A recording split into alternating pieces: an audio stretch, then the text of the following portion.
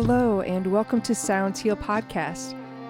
I am your host, Natalie Brown, and thank you for joining me as we continue to dive into discussions about the fields of sound healing, sound therapy, and using sound for health and wellness. Today, I have a fascinating podcast for you with Alexandre Tannous. He is a musician, educator, composer, and ethnomusicologist. For almost 20 years now, he has been researching the therapeutic and esoteric properties of sound from 3 different perspectives: Western scientific, Eastern philosophical, and shamanic societal beliefs. He investigates sound and creates a balance between the theoretical, philosophical, and experiential perspectives.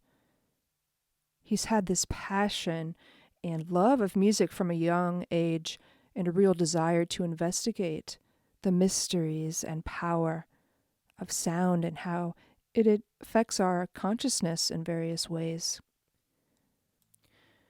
We look into why sound manifests such deep and powerful mystical states. We look at what it means to tap into gnosis, and also raising awareness about misinformation in the sound healing field. We go real deep in this discussion of sound and all kinds of aspects and what the next evolution of consciousness and the difficulties we are facing more and more during this time. I love how Alexandre comes back to driving points, but each time he does so, he's offering new, juicy bits and adds new references to deepen the original points.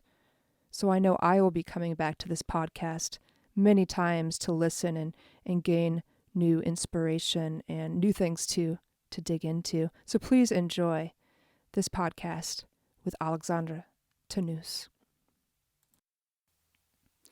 Well, why don't we kind of start there where you were just talking about the diversity of your training and your experience, I'm sure has been instrumental to gaining a deeper understanding of the power of sound. It would be really fantastic to explore your background. I believe you grew up in Beirut. Is that right? Correct. Yeah. Yes. So what was, your musical childhood, especially during wartime? What did that look like? Ah, very complex. It takes a Mm. long time to talk about this, but yeah. Well, the war started when I was 9, and it was hard to adapt to it. Um, but it impacted so much my childhood and how much I remember, not only from before the age of 9, but even before the age of 16, clearly because of the traumas.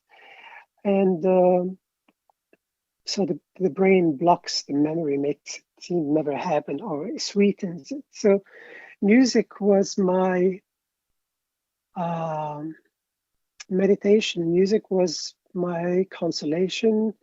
Music playing um, gave me the things that made me go through the war and be able to withstand it and become resilient, hopeful. Not only music, also meditation. I started practicing transcendental meditation at age 14, and that helped me tremendously. Um, and the combination of the two, and playing music as a form of meditation. But that also opened for me the interest, the curiosity to the unknown, to metaphysics, to spirituality, to esoteric and occult philosophies and practices. Eventually, later on, all of this led to my interest in Rudolf Steiner's work, anthroposophy and theosophy. He started as a theosophist, that's the Madame Blavatsky school, and Pythagoreanism, Neoplatonism, and Gnosticism. This is the knowledge of the Gnostics, those who sought knowledge. They call it gnosis. Gnosis in ancient Greek means embodied knowledge, the knowledge of the heart, experiential knowledge, non-intellectual knowledge. And this is something that humans have been interested in for a very, very long time. Unfortunately, the Gnostics were killed and exterminated by the Romans and early Christians in 3rd and 4th centuries. And they buried books about their writings because they were being burned. But we also hear about gnosis from various angles. From Judaism, Kabbalah, it's called Dat. In Jnana, in Hinduism, Rigpa, and Vidya, in Tibetan Buddhism. So why? Because I was experiencing in my meditations a connection to a source that was within me, within and outside, that was bigger than I could fathom, and it was very profound. This is something that has been happening continuously since age 14, accentuating, going in a crescendo and accelerando sometimes, and goes through phases. So it's within all of us. So this interest in the world, in gnosis, also emerged once again in the times of the Cathars in 11th and 12th century in southern France, and they were killed because they had practices and beliefs different than the Roman Catholic Church in the Albigensian Crusades, basically. And we see that later on, 3 centuries later, in Florence with Cosimo de' Medici, one of the banker families, and this interest in Hermetic sciences, the knowledge of Hermes Trismegistus, and knowledge that was practiced and used and studied, researched in ancient Egypt. And we kept on seeing it at various stages. And in the 1900s, with the modern mystery school, theosophy and anthroposophy, that's mystery school, ancient mystery school is another thing I've been deeply interested in. So, and now there is a great interest in it. And this is why actually I believe these have been my observations for, from early on. I started focusing on the research on sound, and therapeutic and esoteric properties of sound, coming to it from music 16 years ago. And I realized that this is going to be taken more and more seriously. Consciousness seems to be interested in this. We're all becoming Gnostics. We're all, being affected by what's going on in the world. Mm-hmm. And whether on the political level, the societal, the cultural, the religious level, spiritual level, so much change is happening in shorter period of time. And this is why we find consciousness gravitating toward the most powerful tools, which we'll talk about later on, sound being one of them, which is to create a different entrainment, inner changes. Entrainment is a powerful word. It's basically when we're watching a film and music in the background entrains us, it shifts our emotions. When we're listening to music and we start to move in sync with it, then it's because inner processes and factors are being impacted by the physics of sound, acoustics, harmony, rhythm, various elements in music. So we're being affected through entrainment. The brainwave cycles are affected, the heart rate variability, the subtle energy, the vagus nerve, the autonomic nervous system. So when that happens, we start to pay attention differently. We are capable of snapping out of the unhealthy baseline, snapping out of what's happening around us, and go into contemplative state, meditative state, or a state of deeper awareness.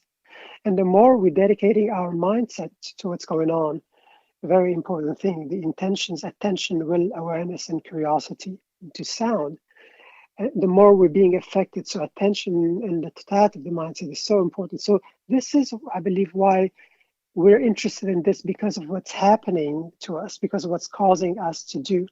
Now, that's something I experienced when I was little and started being affected positively by the positive entrainment of playing and studying music and exploring different musical styles, playing different instruments, and my meditation practice with the chaos that was happening, the war, that gave me a different understanding of the human condition, starting with myself and finding capacity to deal with things differently than other people who did not have this gift or the opportunity that I had, and I'm deeply grateful to that. There was a lot of suffering, but I was learning a lot from the suffering. And when we start to heal, we realize that the suffering is the training for us to become who we are now, and we start to understand things that other people who did not go through this or went through something different would not understand in such a way. And that's what I believe we're supposed to bring to the human experience, is things we've learned from having to deal with difficulty, with hardship, with pain. We all suffer from post-traumatic stress disorder, or I should say post-traumatic stress injury. Mm-hmm. It's more of injury than disorder. We don't address it unless it's debilitating, but it's important to resort to methods to understand, who am I? What can I do to myself? How can I be of service? How can I tap into the inner teacher, healer within me? So that affected so much my approach of seeing things, and I've practiced and received a variety of different practices, whether spiritual technique and meditative technique, and spiritual, different type of spirituality, whether Eastern philosophies, Hinduism, specifically the Vedanta school of non-duality, and Tibetan Buddhism, Dzogchen, and Taoism, and other different ones such as Sufism. So I've been exposed to the variety of different spiritualities and forms of transcendence from early on, and continued to later on, and accentuated when I became an ethnomusicologist. I started traveling and doing field work, studying how people have used music in a variety of different ways, because the ultimate question for ethnomusicologists is, why is the human being so musical? What do we express in music? Why are we so deeply important in music? Mm. So, and that's what I've been looking for all my life, but not just as a research, as part of my profession. I was more like an investigative journalist to myself. I wanted to find out, because of the love that I had for music, the passion, the mystery that music had around it. And I started experiencing that more and more as I started playing non-Western musical cultures. Mm. I grew up playing Western music, from classical to pop and rock and bluegrass, blues, heavy metal, for when I was 16. And so I was fortunate to have experience playing different styles, different genres, and on different instruments as well. And in graduate school, when I studied different aspects of music over 12 years, did 4 degrees. So that also helped enriching my experience. I double majored in music theory and composition, and I performed a lot. And then I studied music education, and also during this whole time, I also studied conducting, and I was active as a musician, as a conductor and composer who composed contemporary classical and film music. And when I started teaching and started becoming interested in transmission and pedagogy, and then I became interested in a field that I didn't know a whole lot about, which is ethnomusicology, which is kind of like anthropology of music. The ultimate goal of ethnomusicology is to understand human beings by studying culture through music. So we use various elements. Of course, the person must be a musician, but also we study anthropological methods, and we study sociology, linguistics. So there's a lot that we can bring to understand why we're so musical. What is music really about? Or sound, let's call it this way, because it's not just about music, it's about sound and language and everything. And that's something that became so fascinating to me, because I was being exposed to various ways of manifesting this musical expression that I started understanding on a deeper and deeper level, doing field work and playing non-Western music. I specialized in music of West Asia. That's classical Arabic, Turkish and Persian musics. And I started playing classical Arabic and Turkish, which is very complex. It's microtonal. Mm-hmm. And I was able to play it on the double bass because it's a fretless instrument. But all these years, I had to learn to play in tune. Now I had to learn to play in the cracks between the notes, Mm-hmm. in the shrutis, as they call them in Indian classical music, because the Arabic octave is 24 tones, 24 non-equidistant. There's no equal temperament. And that's really something that I started studying later on, and the element that castrated the power of music. And the Turkish octave is 53 tones. The Byzantine octave is 72. See, people think that all octaves in the world are 12 tones. Mm-hmm.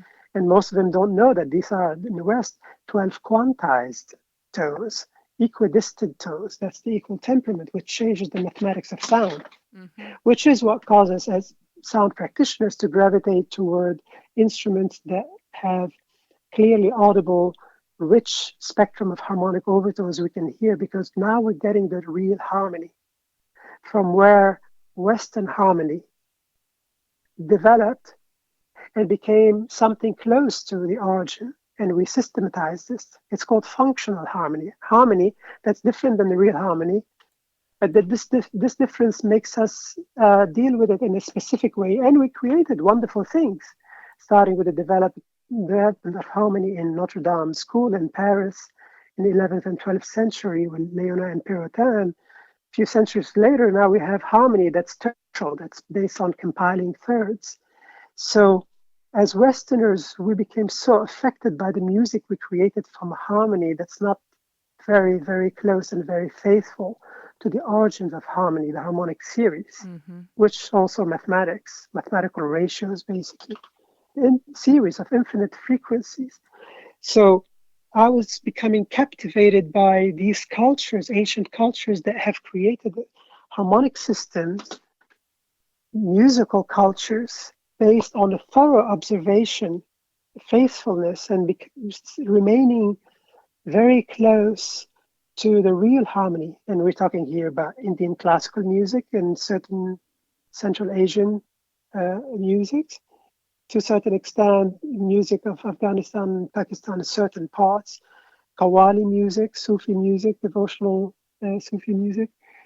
But this influence came from Persian and classical Arabic music, which are very similar to Turkish, which means that this is my finding, and these are my feelings. There seemed to have existed at some point in the past, there seemed to have existed a musical culture in the area we now call West Asia. That's part of the Arab world, and Turkey and Iran and some of the surrounding countries. This influence stretched west toward the Levant and North Africa. And it went inward, also eastward, toward Azerbaijan and toward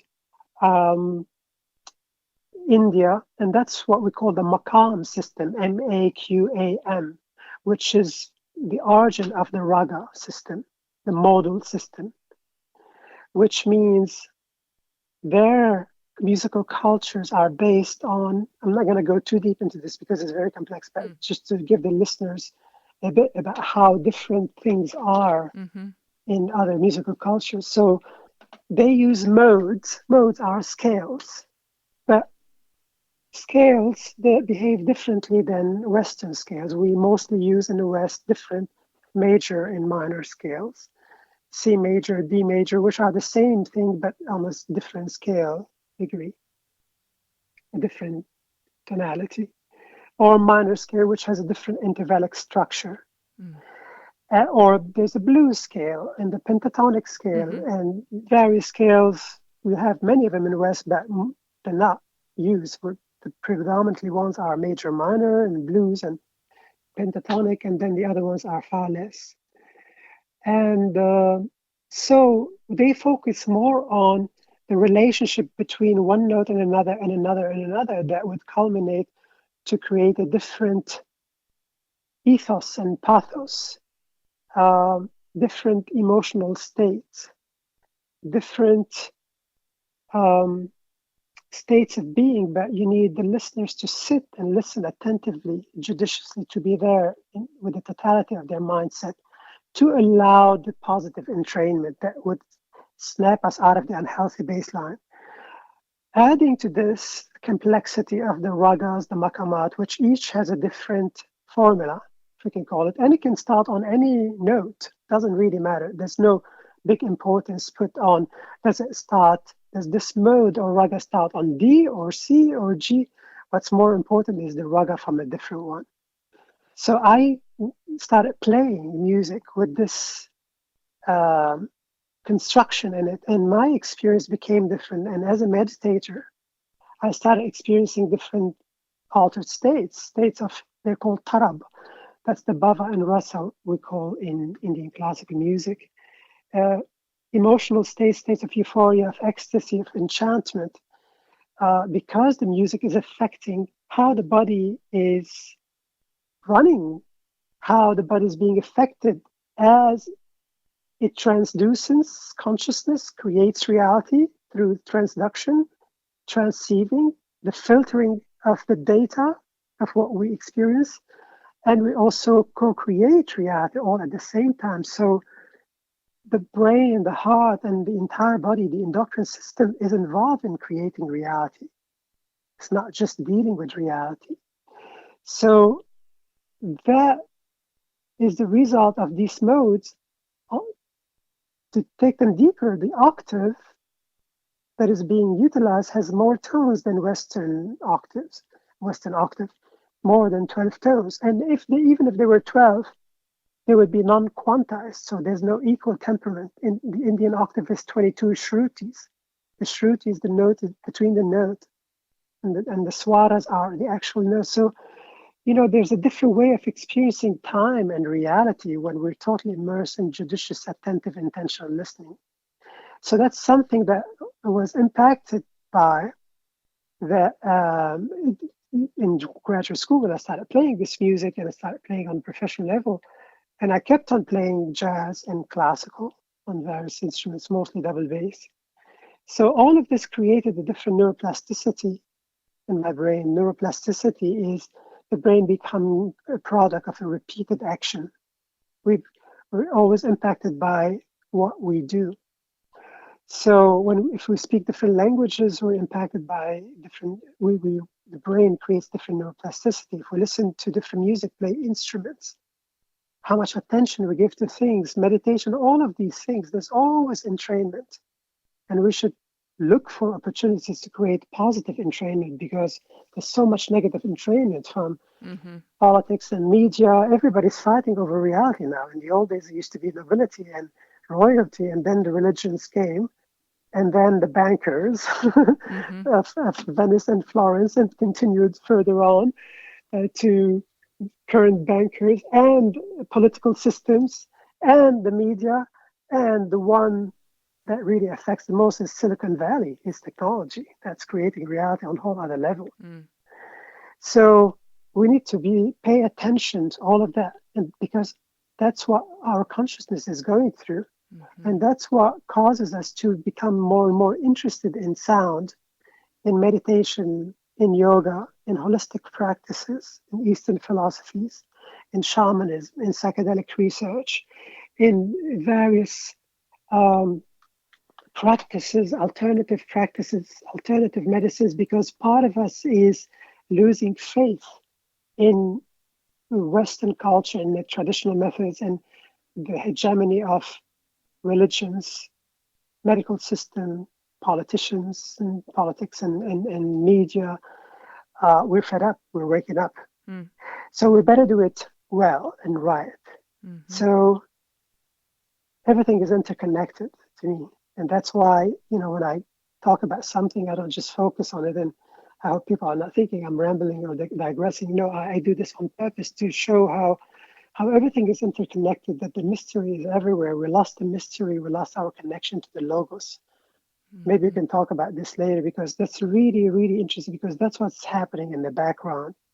That's causing us to treat things in this unique way, to shift our consciousness in specific directions. So the more we are aware of the process, the more we do it with intention, with attention, and not meander, and not fall into what ego inflation creates and impacts us with, and spiritual materialism, spiritual bypassing, pathological altruism, and narcissistic spirituality, because the ego that needs to be mowed down and it needs to go through an alchemical experience, um, keeps its grips and keeps active and transmogrifies, and it changes the way it's perceived because it doesn't want to be disconnected. We always call it, we always name it. Sound is trying to help us with that. So Mm-hmm. it's pity when we bring that into sound. Yeah, it seems as though from an early age you realized that sound could be used as a tool, almost like a technology from nature, that it was Yes. something to harness, and that seems to have led your experience and led your own research into different perspectives on that. Mm-hmm. Yeah. Yeah. And it became my life's work because I wanted to investigate these questions for myself. Mm. I'm because of my love, my passion, and Mm-hmm. everything I do is in this, all of what I've been describing, everything I've been doing. So that's a lot of. It's very impactful. It's thorough entrainment. So I'm interested in how sound impacts consciousness in various ways. It is one of the most sophisticated tools. What I'm more interested in is where sound takes us, because sound is revealing, not only healing and creating uh, therapeutic feeling. It's doing a variety of different things. There is rehabilitation, there's fine tuning, there's an education, there's a regeneration, empowerment, nurturing.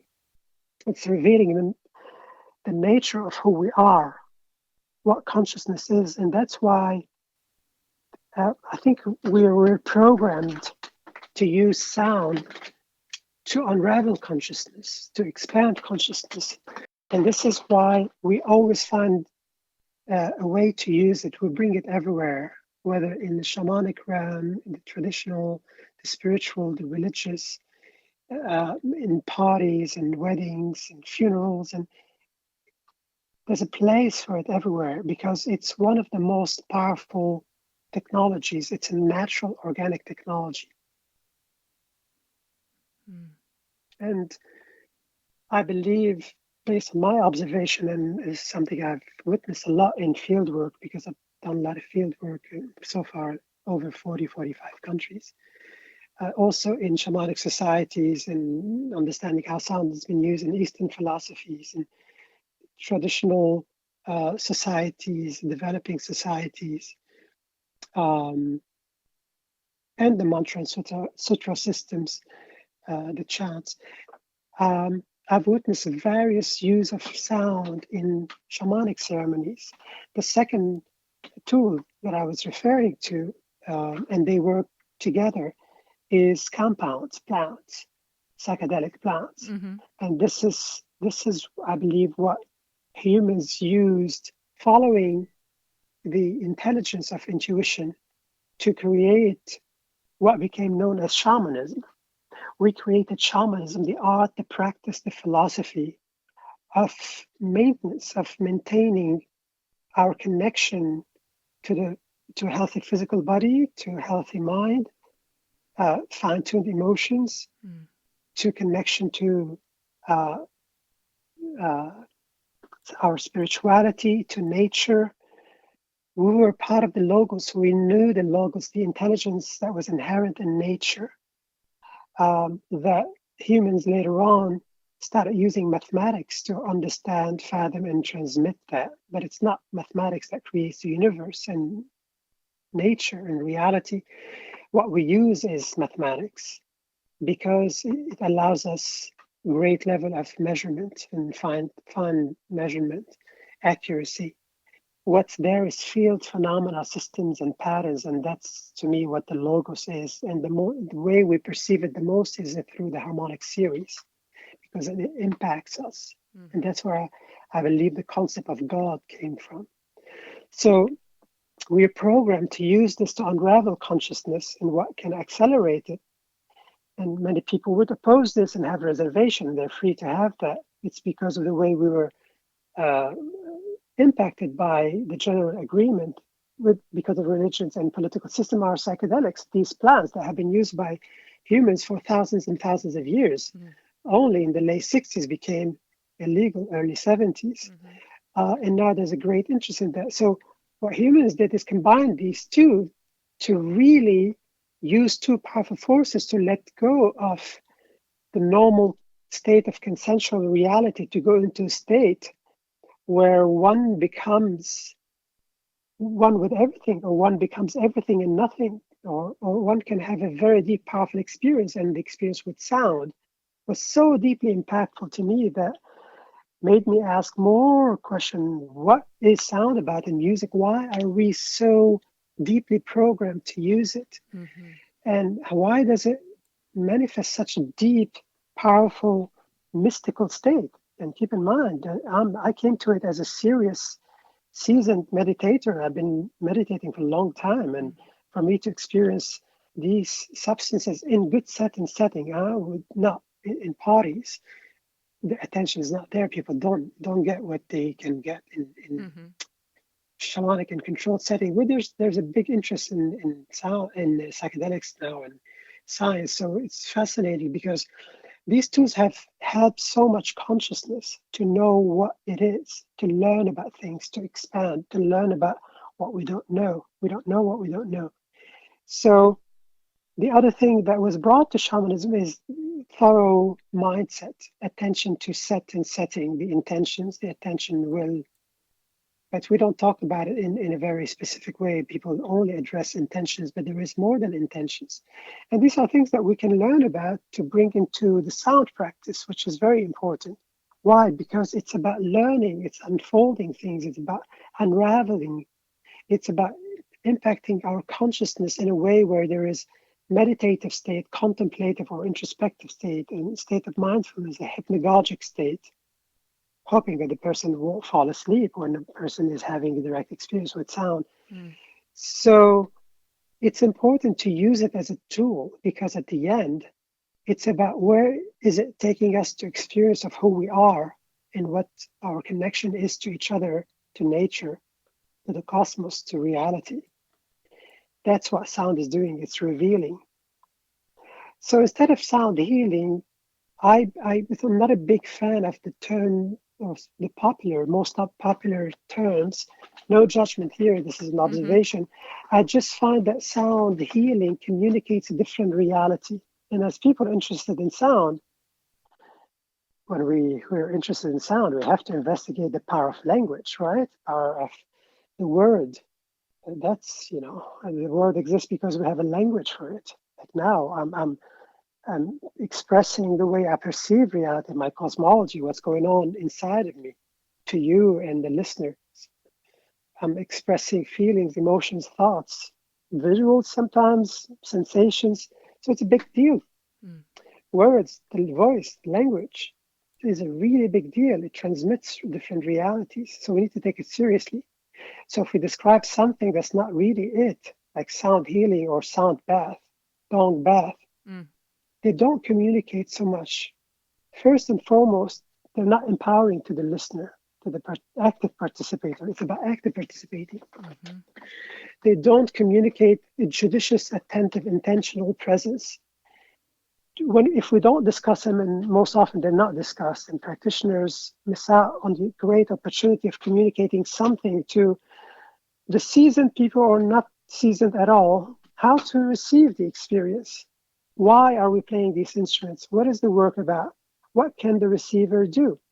We assume that people are going to listen to it in the most optimal way, the most suitable. No, it's an accident. Reality is so different in all of us. We're all different universes. We're all different portholes of the same consciousness. But the life we go through, the conditioning impacts how we perceive things. So it's important to create a shared reality, to set to prime things, to set things up so that there is reception, Mm-hmm. which is what we find in these ancient musical cultures. There's the bhava and rasa. There's participatory listening in Indian classical music, the stock of words and expressions that people utter to indicate to the musician, I'm listening to you, I'm being so moved. And that makes the listeners feel that, oh, there is an attunement here, there's an attentive listening. They're not just here, they're not hearing it, they're not thinking about other stuff. So they give more, there's more connection because there is more enjoyment and expression of that. And that takes both parties into a very unique, powerful, energetic state where there is this euphoria of ecstasy. And if you take it further, then it becomes Sufism, which can manifest in Qawwali music or the different forms of Sufism that we have in Syria, Egypt, Turkey, and the Levant area, which is losing the self through sound, going into state of they call al-fana, the total dissolution of the ego, which is similar to the Satori state in Zen Buddhism, the moksha to samadhi state, becoming everything and nothing at all, embodying God within us, one, finding the God within. This is what Rumi's work is about. So through poetry, through sound, through music, it's the ecstasy. So we need to be judicious and attentive how we use sound, how we talk about it, how we listen to it, to do what is compelling us to gravitate toward it. So if we don't package it in such a way, I like to call it sound meditation. I did not coin the term. People think that I'm promoting it because I have soundmeditation.com. No, actually, the domain was gifted to me. I had soundmeditation.us, but my web designer told me, oh, no one's going to remember US. I said, that .com is taken. And then they found a wonderful person in Philadelphia who had a domain. And I contacted him and I told him my story and he gifted me that. We did a barter bet. Anyway, but the term has been used for a long time. It's just not so many people use it. Harmonic meditation is good. Sound journey could be, meaningful. Terms that indicate an active participation are more powerful because they create a different reality in the mind of the receiver. It's a little bit of a problem now to change the term because sound healing is so known, but it's confusing. Is sound really healing us? Or is the practitioner healing us? That's the biggest misconception, is that we use the term healer for practitioners who do wonderful work, but are they really healing? Is it how do we define healing?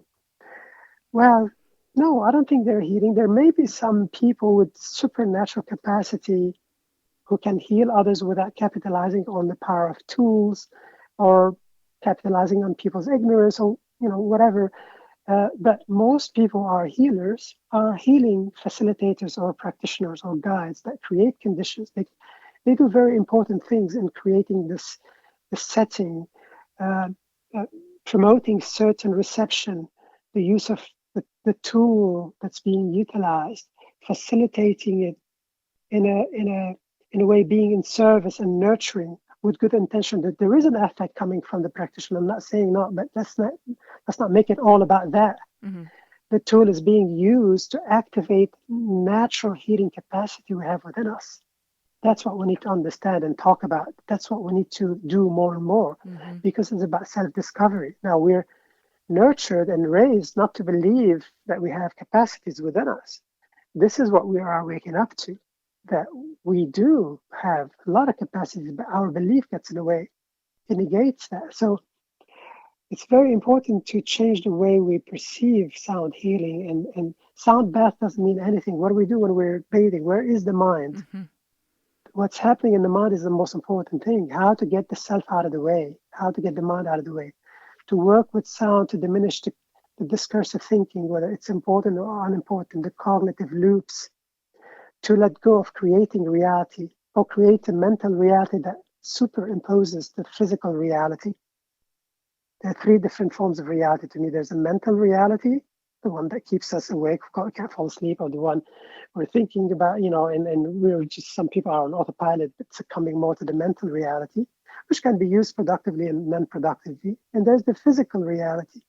I'm sorry, I meant to say the physical, mental, and the mathematical. Mm-hmm. The mathematical, this is where sound comes. This is, by the way, the reality that physicists use to test models to understand reality, the cosmos, consciousness. So it's important to have the right perception to understand more about reality. Sound wants to teach us about reality, wants to teach us about what else can be possible in the experience in reality.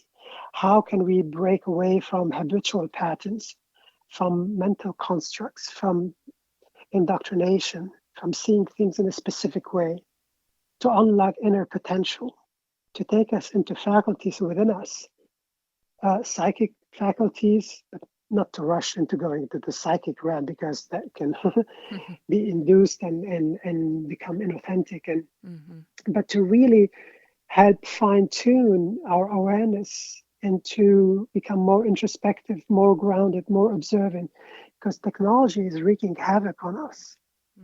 And we are being bombarded by so much negative entrainment from everywhere as we try to wake up.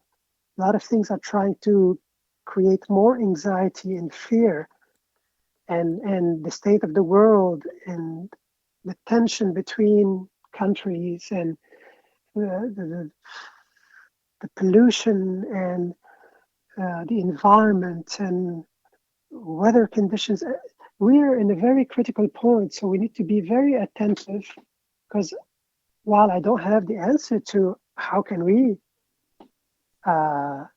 make it happen, how can we save the planet and us and all living things, I don't know, but it seems that the answer is to go inward, to resort to deeper, more authentic, more rigorous handling of spirituality. And that's what we are gravitating toward.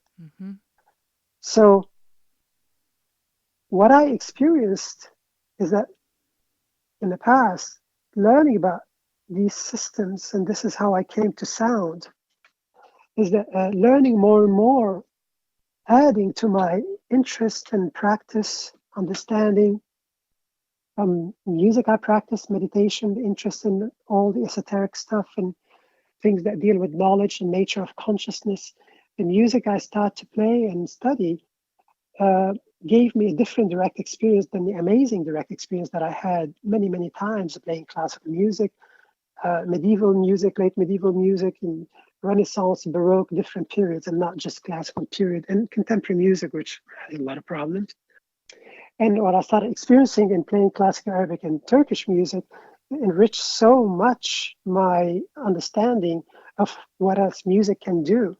And then started make me ask questions about the octaves, the mathematics of the octave, and the things that were revealed to me in field work and experiencing I was having in different spiritual experiences, Sufi experiences, shamanic experiences with mantras and sutras, and chants, the mind-altering experiences from sound alone. And it becomes something different if one has meditative skills that can bring into the experience. And it becomes something different when one uses the meditative skills with sound and music in a realm, in a state, in a setting where there is a psychotropic substance and a shamanic experience. There's a different understanding of consciousness, different understanding of the self. And it's a very, very powerful experience that most people dismiss. The people who have not had it dismiss. Well, I would caution them that experience it first and then make an opinion. There may be fear, I understand, and I'm not saying these experiences are to be done by everyone. They're not for everyone, and they are, I'm not encouraging people to do it. They're not. If the person has mental, emotional disorders, various issues, or taking certain antidepressants, anti-anxiety, and doing them with the right person, someone who is trained to do that, shaman or healer or curandero, facilitator of some point, doesn't have to be shaman really, as long as they know what they need to know, and there's a lot to know. So it's very important to learn about where we are, who we are, what do we need to do? Because what is going on in the world is consciousness crisis. Mm-hmm. It's reflecting on what's in people's hearts and minds. All of the things that we went through, and I say this with compassion because of the post-traumatic stress injury and what people call disorder.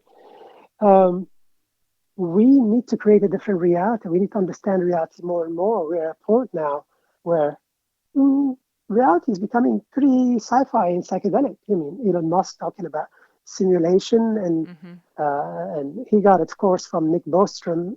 But the ancients talked about this concept, Gnostics, the Native Americans, and the States, and that's something that a whole thing by itself. I don't know if we'll get to it, but we don't have anymore a system that tells us who we are, that entrains us positively. So music that was found in that is still found in West Asia seem to have had a purpose as a system for emotional, mental, physical, energetic, and spiritual maintenance. That the person has to be involved in the reception, listening judiciously, attentively. What we now see manifesting in Indian classical music, Sufi music everywhere, classical Arabic, Persian, Turkish, Armenian music, music of Azerbaijan, certain Central Asian, music in the Levant, music in North Africa, the Maqam system. It even extends to Western China. You find Mugam, it's called Mugam there, Mugham, Maqam, Maqam, sometimes Makam, depending on the culture. So this is the origin of the raga. So what I brought to the study of sound, and I was becoming more and more interested in the various facets, is this ethnomusicological stuff. It's my knowledge in music and harmony and in different musical systems and meditative states. So that's what I bring to the sound healing realm, sound therapy, or and I started doing scientific studies to understand deeper what sound is really, the harmonic series and its complexity, and the microtonality and its impact on brainwave cycles, and the heart rate variability, and started learning also from people as I was playing, not playing, I mean, playing these instruments, facilitating an experience, how my perception was changing, my understanding, being in the field and observing, and what people communicated to me. So I take a multidisciplinary approach. It's, I believe, to be the most appropriate, suitable, and healthy way to understand what sound can do, because it's so complex. So it's very important to not rush into unconfirmed rumors, into gimmicks, into wishful thinking, into woo-woo.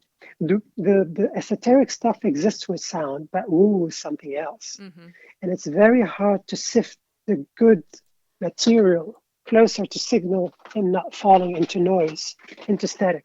How can people recognize gimmicks and disinformation? What's the best way for people getting into the field to have an awareness that's out there? That's a good question. How can they do that? Well, we first have to understand that we don't know what we don't know. Now, we do have intuitive intelligence, but we're not raised to use our intuition, our imagination, and inspiration in the most suitable and thorough way. We do use them here and there, artists more than others, especially imagination. But every person has it. It's the biggest gift we came with. Every person must use it, and use it to a greater level than previously experienced, and to find deeper and deeper layers. Rudolf Steiner, by the way, emphasized this a lot as well. So it's very, very important. And most of what I bring into it is not only my research, it's also my reception. So it's about tapping into gnosis. So how can we do that? How can people do that?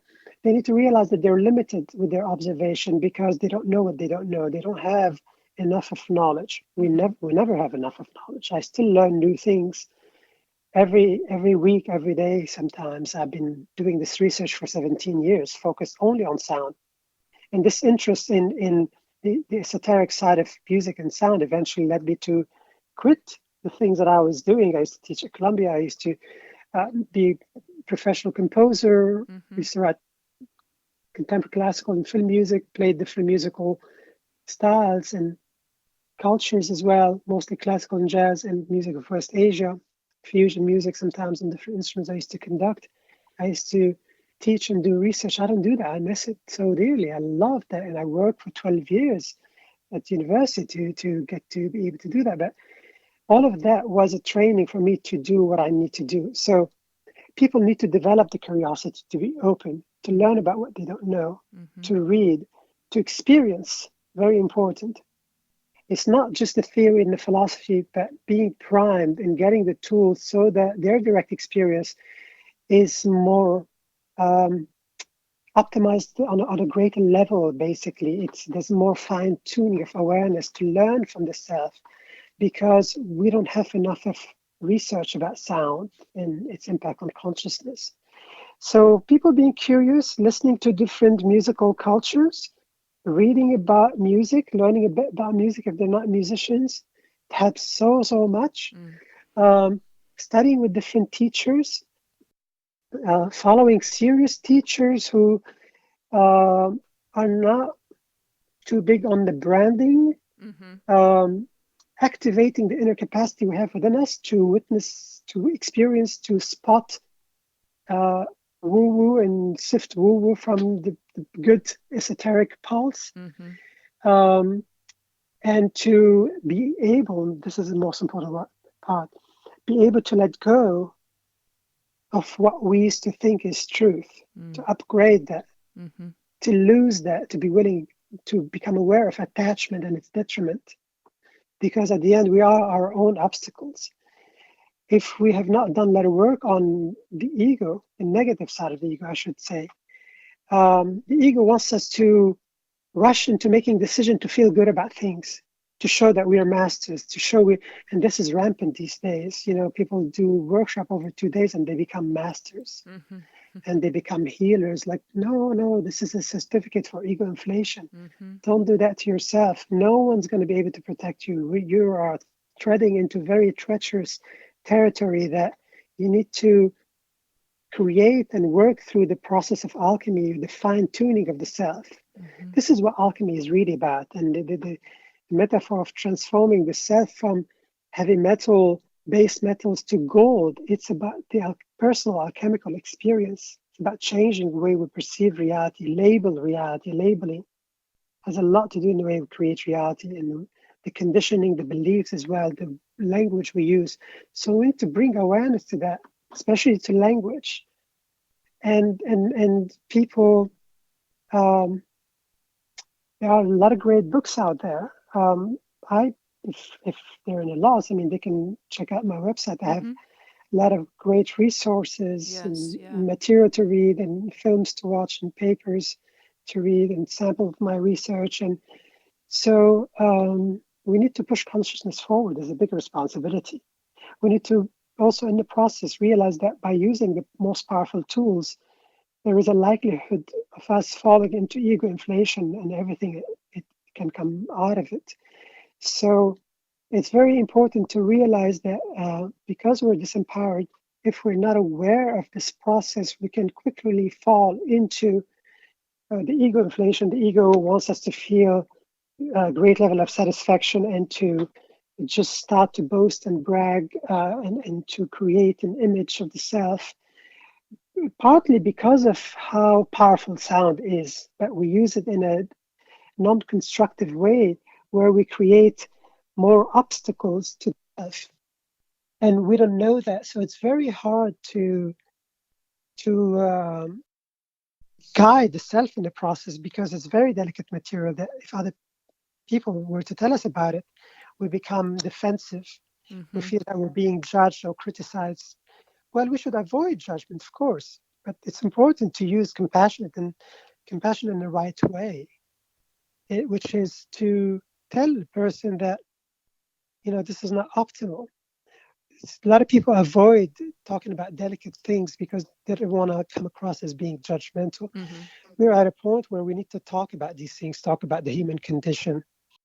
How could one explain this, that hundreds of millions of people came to the human experience, did wonderful things, left wonderful practices and teaching?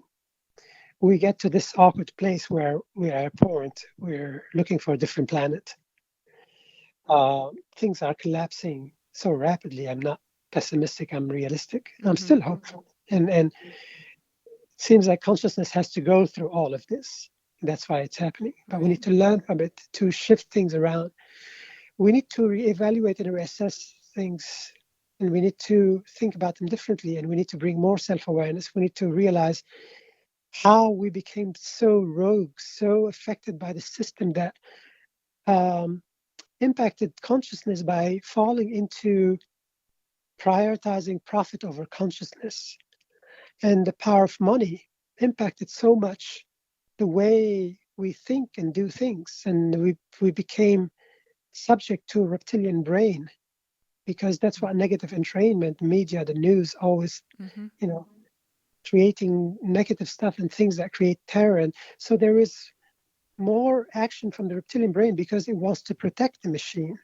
And that creates a separation, a fight or flight. And the reptilian brain acts in a very robust, rigorous, and very inflexible, compulsive way. So that creates division. And we became predominantly left hemisphere. We prioritize so much intelligence and reason and logic and all of that. And we don't have the balance between the two hemispheres. So the reality that we're creating is impacted by people who are predominantly left hemisphere. And there's a lot of reptilian brain action in it, who are creating technologies and models and impacting reality and impacting others who are buying into the technology, and we're creating this reality. This is what happens to species where they have lost alignment, recognition of the logos, have been suffering so much from various things impacted by our ignorance, how much consciousness degraded, and by certain subtle evil agenda as well to make money out of misguiding consciousness. And we're at a point where we lost faith in things, but we are taking a different turn. And this different turn is opposing to the transhumanistic agenda that has been going on. Now we have AI, technology is everywhere. It can be used well, but we have not created technology to protect us. There's AI now, there's scientific materialism and mindless technological advancements, and it's a transhumanistic agenda, but at the same time there's a deeper interest now in something very different, which is Eastern philosophies, meditation, sound, all the things that I mentioned earlier, and that's opposing to this. So this is going to separate people more and more. So we need to realize what consciousness is resorting to create, to be interested in, to unravel its nature, and what the danger is, the current danger, which is what has been called Ahriman, or the Ahrimanic tendencies, Ahriman, that Rudolf Steiner talked thoroughly about. And the first to talk about it was Zoroastrianism, the first monotheistic religion that was in Persia. Ahriman can be perceived as the evil twin of Christ consciousness, or the Christ concept.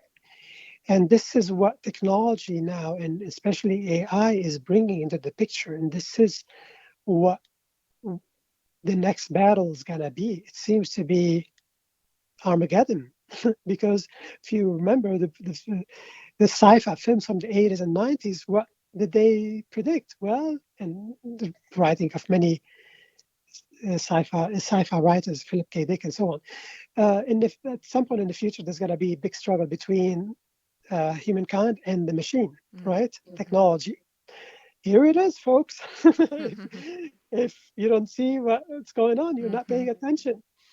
So a lot is being done at composing reality now.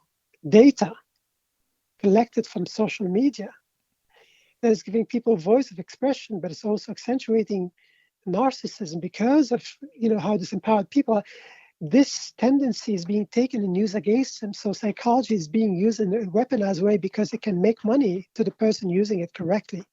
So we have a lot to do to wake up from, to fine tune. So we need to stay away from gimmicks. We need to practice authentic spirituality and be rigorous with things and be skeptical, not doubtful, skeptical. And to resort to scrutiny and to assessment, reevaluation, to scientific studies, to multidisciplinary approach, syncretic approach.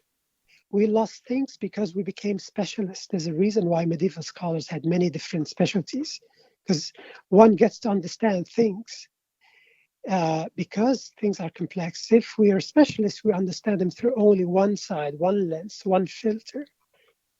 We need to create balance between the theoretical, philosophical, and the experiential. And that's my approach to sound in the way I investigate it, a way I promote receiving and its perception and its understanding for the people I transmit it to.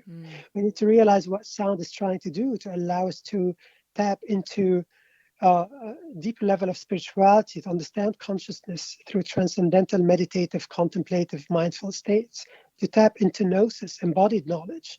The harmonic series is what I believe to be the most important part of the logos. It's the word in the Bible, the first sentence, right? In the beginning there was the word, and the word was with God, and the word was God. The word here is a reference to the logos in ancient Greek, because when the Bible was brought to Europe, it was in ancient Greek. What does the logos mean? Ratio, completeness, wholeness, depending on the context. We don't have an exact word that defines it in English. So for me, the logos is the metadata that creates reality, the metadata that creates language, if you will, the feelings, emotions, and thoughts, sensations, visuals that we experience inside of us. And then when we speak, the logos becomes language, and that's ethos. Ethos is the describing character, the personality, the emotional, the communicated emotions, the distinguishing quality, the spirit, the allure. And when it's received, it becomes pathos. Pathos is, for me, the full spectrum of the emotional state, not just the one that deals with lament and nostalgia and sadness. And that's how sound works. Mathematical ratios that are the metadata, the logos, that are part of the intelligence in nature. And I believe the divine feminine, what has been described as feminine in various cultures, whether for the Gnostics, the Aeon Sophia concept, goddess wisdom, divine feminine, Gaia, Prajnaparamita for the Tibetan Buddhist, Inanna and Ishtar for Babylonians, Sumerians, Shekinah for the Hebrews. These are, I believe, they're embodiment of systems of intelligence that's inherent in nature. That's the ultimate feminine archetype, which is a reference to a body of intelligence that we need to recognize, be in harmony with, be aligned with, and to find in ourselves, find the unity between us and it, to understand where God is and what God is. And that's something we used to use in the West and also in non-Western cultures, and call it natural philosophy, the place where science came from. But unfortunately, science went through so many changes. It became material and became a-spiritual. We lost spirituality. We lost meta out of physics. And now there's an interest in recovering that, investigating this again. But our approach needs to be thorough, because it's very, very difficult. And we're not educated in a way using the trivium and quadrivium to gain maximum level of critical thinking, problem solving, and creative strategies. That's neuroplasticity, basically. We're having to create this. And I do trust in consciousness finding its way, but the less meandering we do, the more we have a direct line to it and connection.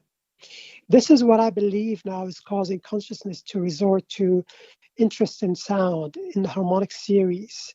We need to understand that it's about mathematics. It's about experiencing the ineffable, the ephemeral, gnosis, understanding what the universe is about. Nikola Tesla said, if you want to understand the universe, look into frequencies, energies, and the vibration. And sound is nothing but all three. So it's about the mysteries. It's what the teaching of the mystery school. So that's why when I talk about sound, I do involve the people receiving about the harmonic series, how to listen to the harmonics, how to spot them, whether they're different frequencies, different amplitude, the different modulation of how they wobble, to realize it's about becoming familiar once again with true harmony, quieting the mind with the ultimate signal, to create sympathetic resonance, to create thorough positive entrainment, to impact the brain by healthy neuroplasticity, needed neuroplasticity to find a different way of understanding reality, to co-create reality. This is where I believe sound wants to take us, toward these realms. So it's important to not waste time and energy following gimmicks. Mm-hmm. And misinformation and disinformation are there for real. And certain systems release this information to divide consciousness, to get people to waste their time and energy and resources in following something that is close to the truth, but it's not quite the truth, or something completely different altogether. And misinformation can do something similar as well without any ill intention. So there's a lot at stake. And that's something I became aware of early on, and especially in sound, because knowledge is the ultimate power. So, yeah, it's very important to stay away from gimmicks and things that can mislead consciousness. Mm-hmm. We need to push consciousness forward by being attentive and to make the right effort to demystify the nature of things, to gain back sovereignty, initiative, and critical thinking, and being aware to use the right hemisphere and the left hemisphere in harmony. It's about recognizing harmony once again. This is what community is. So the more we know about harmony, the more we can create a genuine, authentic community and not dysfunctional one. Because we come from a dysfunctional place, harmony, we've been affected by so much negativity. So we need to be compassionate in the process and not hard and not critical, not judgmental. We need to also do it ourselves. No one's going to do it for us. We need to tap into the healer teacher archetypes. We need to promote a certain approach to receive. And that's the approach that I take. And explore sound in a correct way to understand deeply the concept of ethos and pathos, because if we study these ancient musical cultures, they're doing the same thing. So they have a lot to teach us.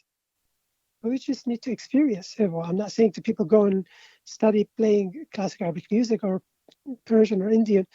They can, but that's a lot of invested time and energy if that's what they love and they're interested in exploring. But at least learn to listen to it and see what you experience and see how that can inform you of what is. There are a lot of things that can be revealed that cannot be talked about. Mm-hmm. Because it's about being an inexperienced. So when you lead a sound meditation and stressing the importance of the engagement of the participant, do you encourage them to be observant, to listen to overtones? Do you talk about mindset? How do you encourage that in your sound meditations rather than just laying there and listening, Yeah, absolutely. I do talk all the time about these things. Well, I like to give a 3 hour long experience or more, Mm-hmm. to the most minimum. If I'm giving two, I talk for at least 30 minutes.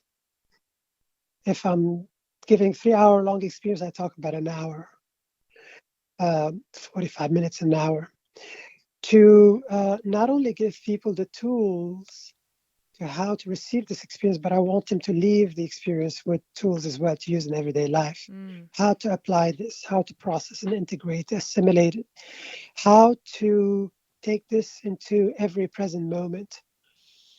Yeah, I talk about mindfulness. I talk about the three different states, basically, to me, that are useful in such an experience are meditative state, contemplative or introspective, or mindful state.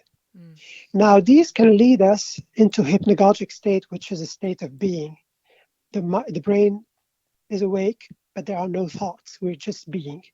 Finally, we're being a human being and not human doing. Mm. Mm-hmm. And how not to fall asleep. That's a very deep, restful state where the body is exercising self-healing, where the brain is exercising being impacted by the harmonic series and how it's being explored uh, on impacted by how specific instruments. When I play a gong, I like to play one gong, although it's beautiful to play multiple gongs together, assuming that they get along and the harmonic Mm-hmm. spectrums are harmonious with each other.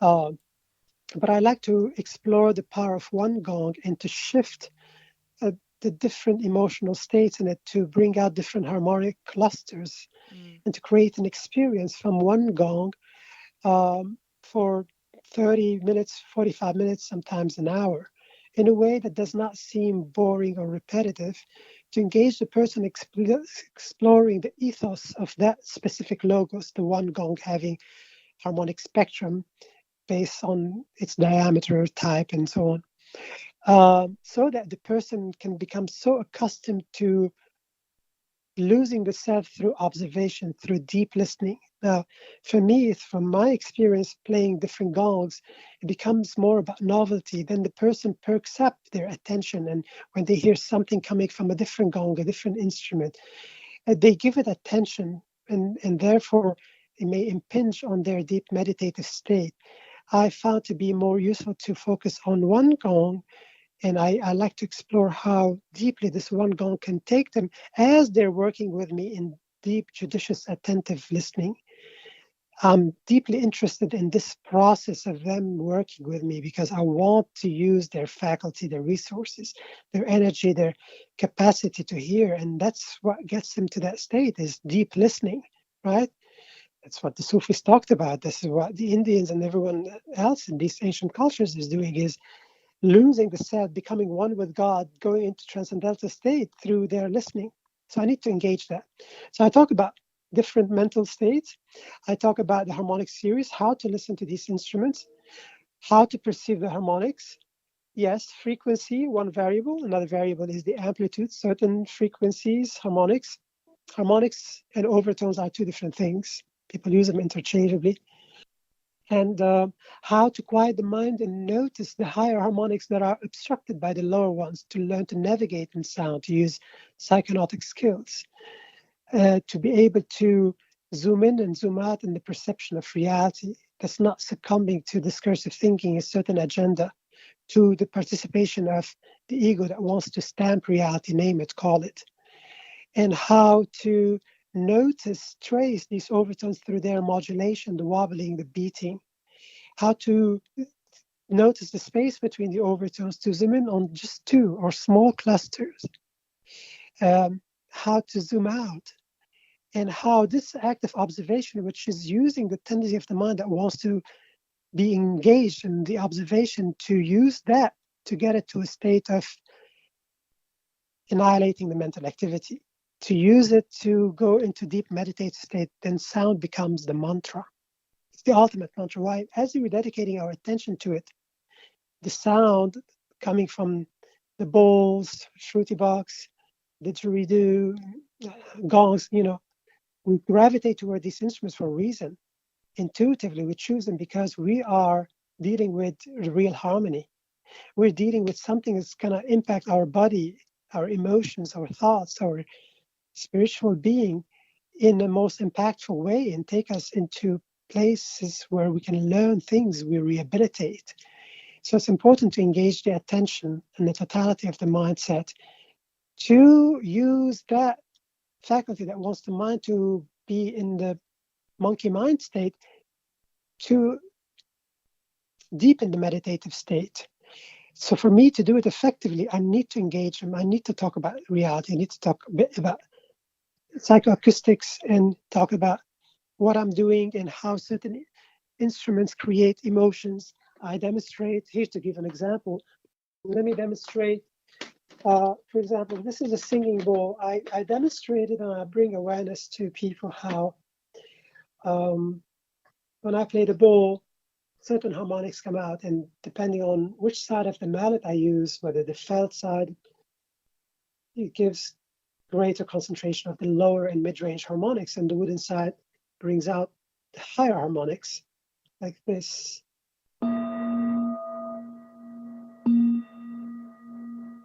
So this is from the cotton side, lower and mid-range harmonics, and then the wooden.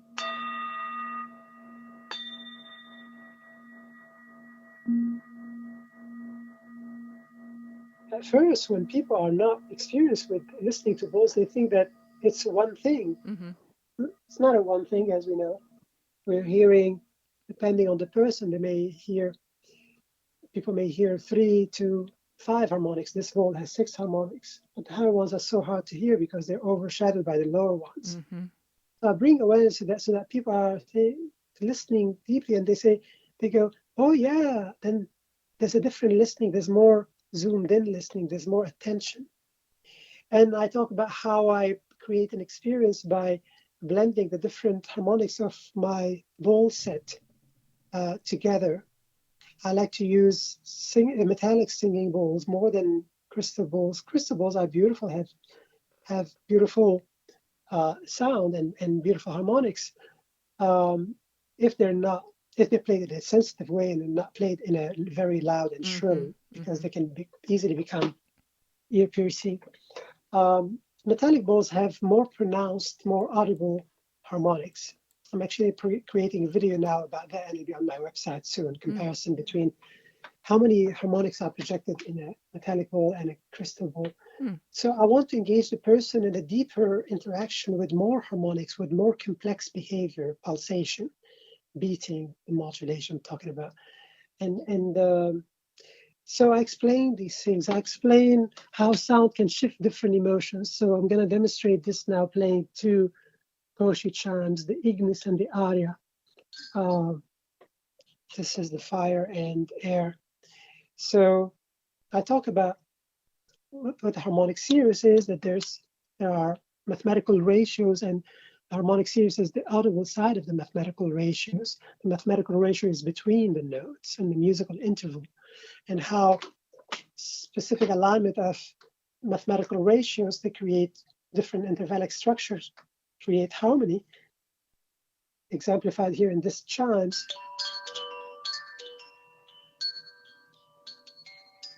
When we listen to these notes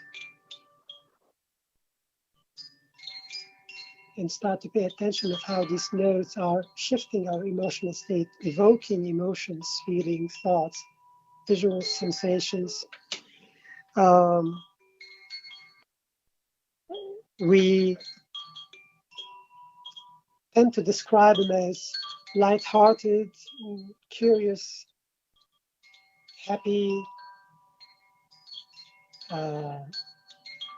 exalting. There's a sense of wandering, playful, so on and so forth, whimsical. That's a different sound. Let's call it ethos, creating different reality within the listener. That's pathos. That's how the mathematical ratios, here harmonics being the logos, when the chimes is played, becomes ethos. It speaks to us through its ethos. And when it's received and we are dedicating our attention to this reception, it becomes pathos. It shifts our emotional state. In different chimes, this aria, Koshi chimes,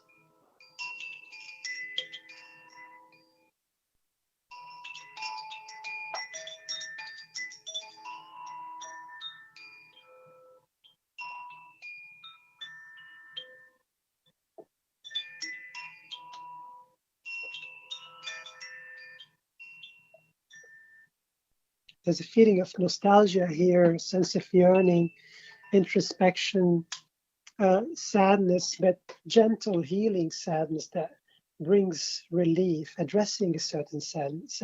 So, this is what the raga does in the makam. But sometimes it goes into a place where there are no words to describe. It's just different. It's just a different way of being, different way of experiencing. It's more about the experience. It's not about labeling this experience with words. We don't have the words for these realities. Our words is for this reality. For transcendental, euphoric states, psychedelic states, we don't have language for. Our language cannot describe these states. It's about different ways of being and experiencing. It's about growth of consciousness and just being. So I talk about these things so that the people are aware. I talk about brainwave cycles that, if you're not attentive, you may fall asleep. And if you've fallen asleep, you're not here. I give people the responsibility to touch their neighbor and bring them back, instead of succumbing through and being irritated by the fact that they're snoring. So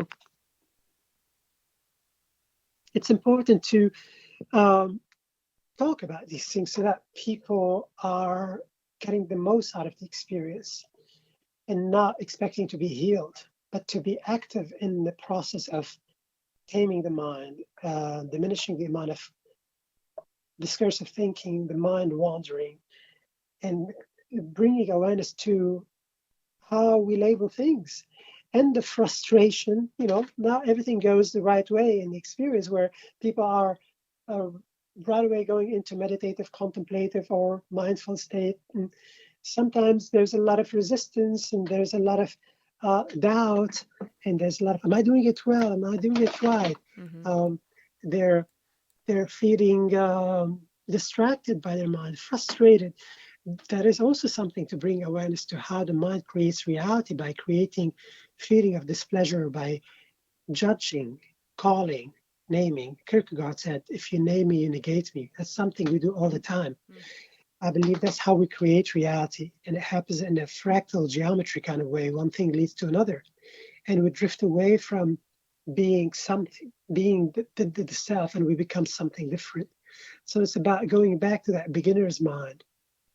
So yeah, I don't assume that people know all of these things. There may be some people, and that's great if they know these things, but I bring awareness to them so that people can use them, can really become skilled at receiving this and taking this into everyday life. That's the approach that I find to be in good service to others, and that I've used has worked a lot for me and for many people based on direct experience and experience sharing from people.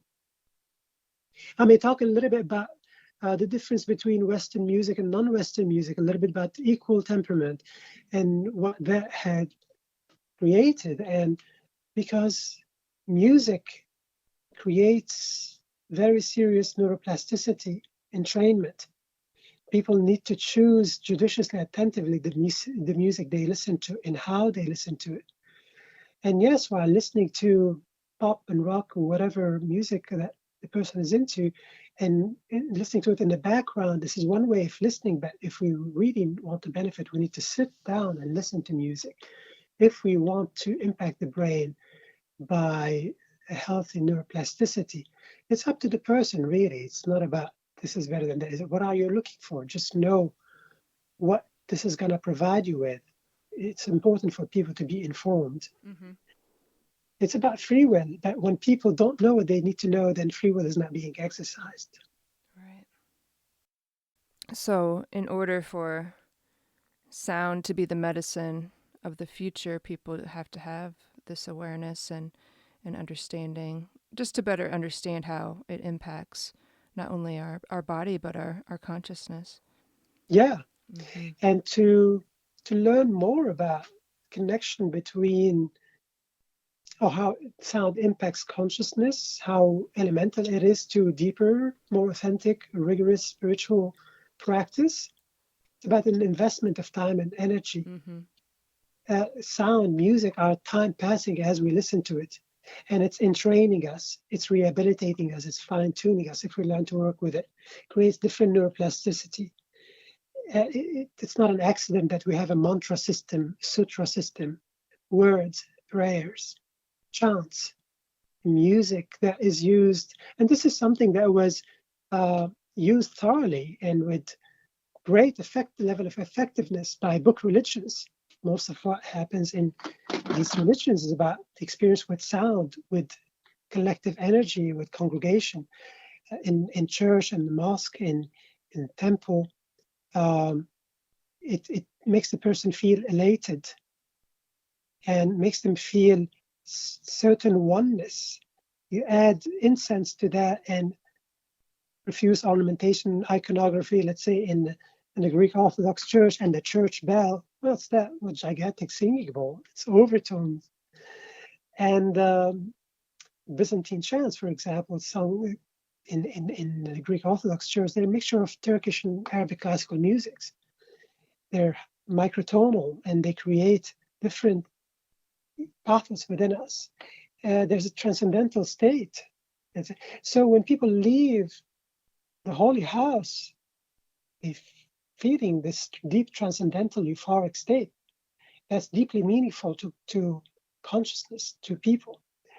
And it makes us come back and do it more and more.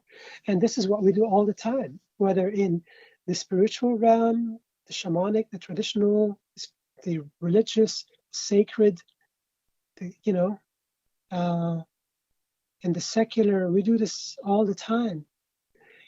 And it's through entrainment. So this is something that's important to understand, to use it with awareness. That people need to be participating and using it and being aware of it, because it's about revealing the nature of God, the primordial Om that created the universe, the universe that was sung into being.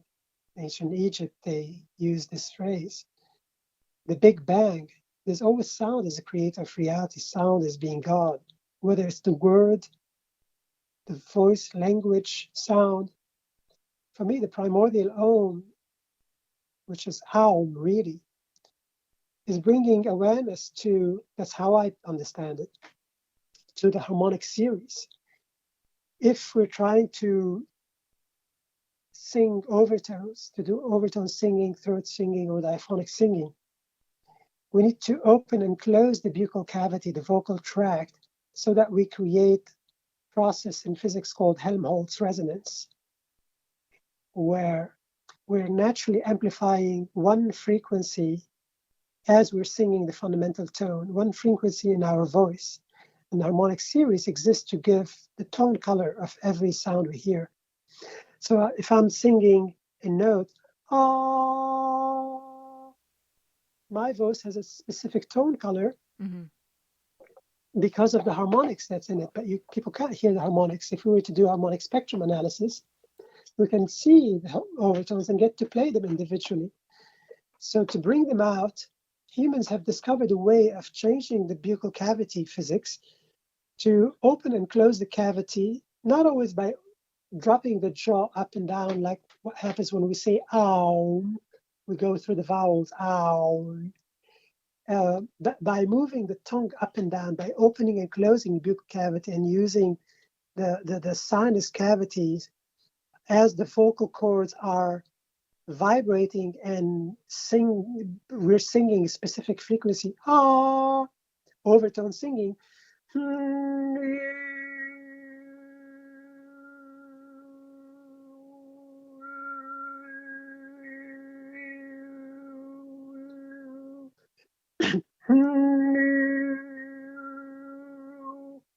So I'm bringing these overtones out because I'm moving my tongue up and down. I believe the Aum or Om is about that, is bringing reference to that which has created the universe, sound, the intelligence in sound, the harmonic series, the reference to the logos. That's what I believe the primordial Om is. And when the person learns to do it, if the person does that for 10 or 20 seconds, they go into a very, very deep meditative state, because it's changing everything that's happening in the body. It's impacting the body by different neuroplasticity, sounds, quieting the mind. And that's why Buddhist monks do it. Tibetan Buddhist monks, they do it in a more guttural way. There are a variety of different ways. So it quiets the noise. And it's about that. It seems that we are deeply interested in quieting the noise, in finding out who are we, who am I is the biggest question. Going into the non-dual state of things. To quiet the mind from this Maya, the perception of this reality doesn't seem to be the right reality to create. We're stuck in a state of infatuation, falling victim to the material world, and we're perpetuating that. That's the matrix, the projection, the holographic reality. It's something within us. It's drifted away from who we used to be, started calling things, calling reality, calling something, and falling deeper and deeper into state of dream, and we lost who's having the dream. We seem to be so deeply interested in systems to take us back to where we came from, whether you call it meditation, mindfulness, introspection, shamanism, working with sound, yoga. All of these very powerful techniques are about quieting the state of noise. Mm-hmm. And this is where it's becoming more and more of something to pursue on a global level. So the more we use the tools with intelligence, we use them correctly in a rigorous way and promote an authentic approach, and be aware of the pitfalls in doing this work, ego inflation and so on, the more we can do it in a more positively effective, and to create positivity toward ourselves, the environment, and others. And I don't think there's anything better than this. This is so needed right now. Mm-hmm. We need to reestablish our connection to harmony, to the logos. Mm-hmm. And that's where we're at, to go deep into the sound until you kind of reach that almost time-stopping place. Yes. Mm-hmm. Yeah, into a state of just being, into a state of realization. And there are a lot of things that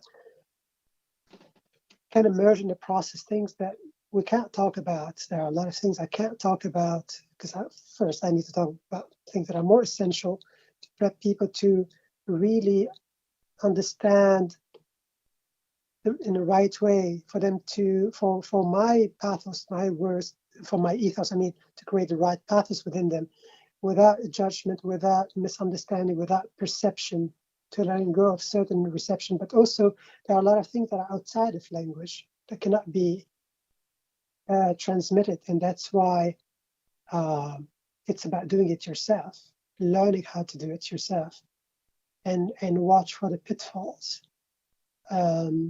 To be in a direct experience, because it's about being, it's about experiencing, it's about realizing that sound is the ultimate guide in taking us back beyond the state of pronounced ego that wants to call on things that creates a different reality.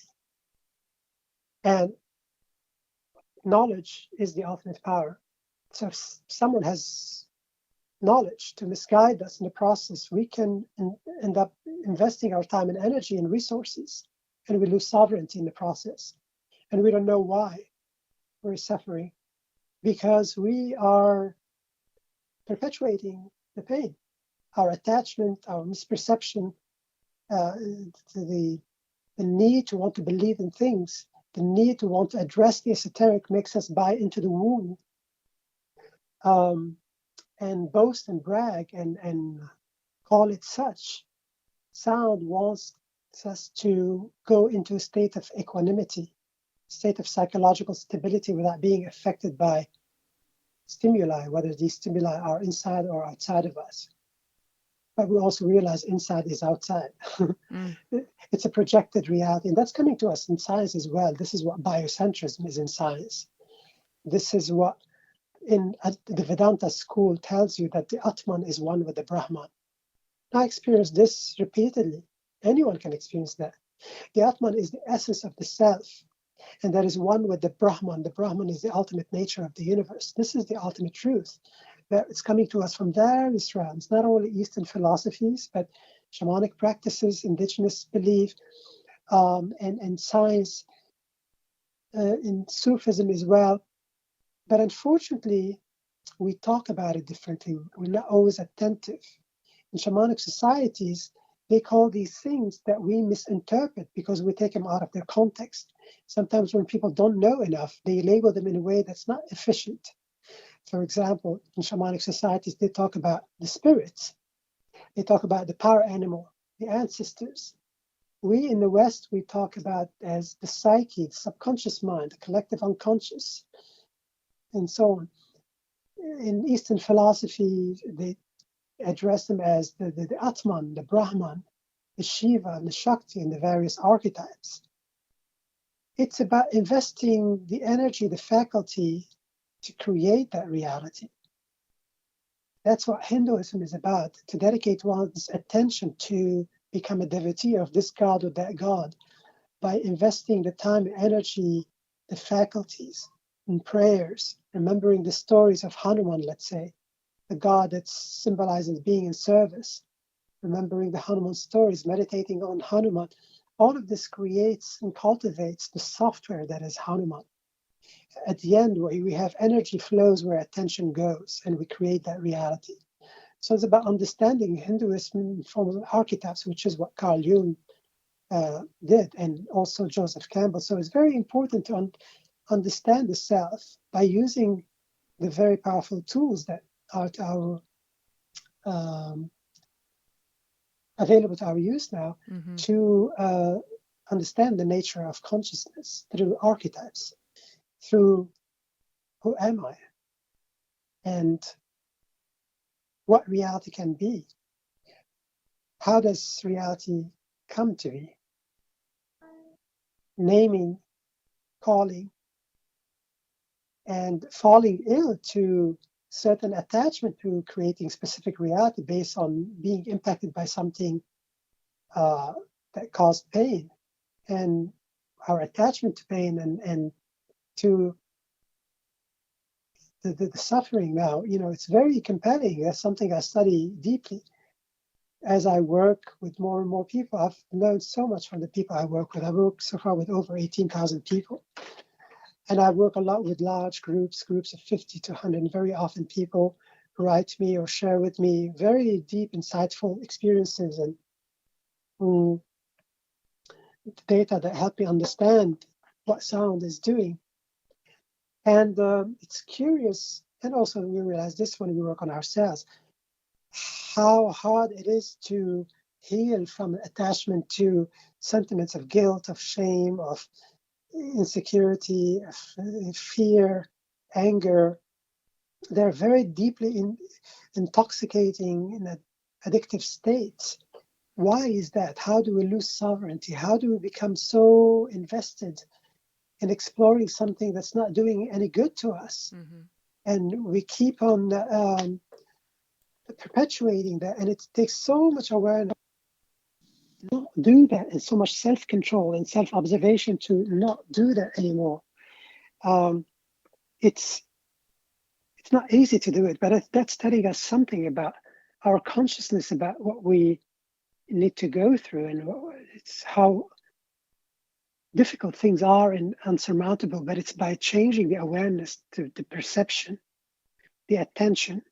Sound helps so much with that, to bring awareness to that voice in the head that is always talking and judging and labeling, and how much that the quality of the voice is caused by what we went through in the past, how much we're bringing the past into present, and how sound, meditation, the right handling of sound, and understanding of how much the mindset is elemental here to snap out of the habitual patterns, the cognitive loops, and to invest this energy, the faculties we have within us, toward labeling a different kind of reality, creating different reality, paying attention to how the energy is following our attention, whether the attention is deliberate, non-deliberate, automatic, misguided.